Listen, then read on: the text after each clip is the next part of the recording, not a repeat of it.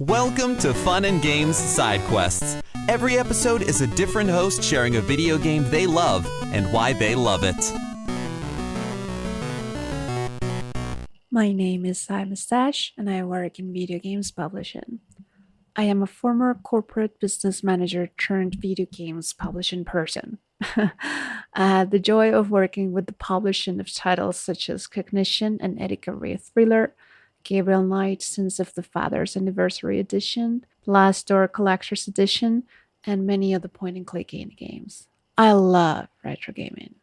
I love LucasArts games, and one of my favorite games is Maniac Mansion. It was the very first point-and-click game that I ever got to play. And coming from the transition of text parser games to having a much more friendly approach, list of actions, it sure was one of a kind experience at the time for me. Maniac Mansion was the very first game that Lucasfilm got to develop and published by themselves. So it's not just a game that I absolutely love, but it's also a game that changed the landscape of adventure games.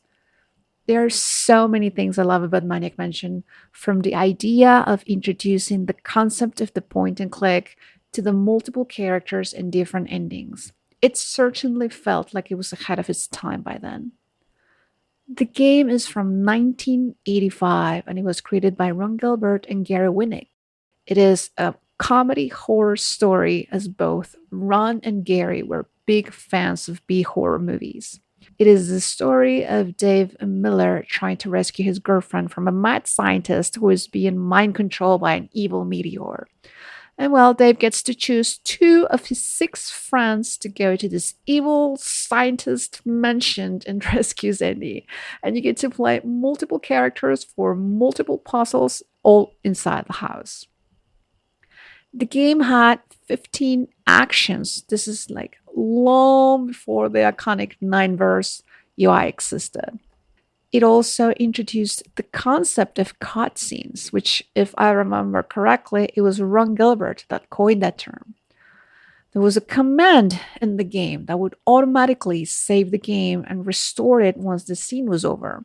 And while, other games, of course, had scenes that will play between levels and fights and whatnot, Maniac Mansion was one of the first games to incorporate scenes in the middle of gameplay. And of course, I'm talking about the desktop version of the game. Given that it was so popular at the time, it got ported to multiple platforms, and the NES being, of course, the most popular one.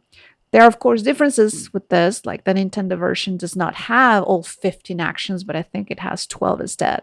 And also the Nintendo version has a soundtrack, while the PC version did not. Having said that, I will strongly recommend everyone to play the enhanced graphic desktop version if you ever get a chance. It is an absolute classic that pioneered the genre. So don't be a tune ahead and check it out in case you haven't. Happy gaming!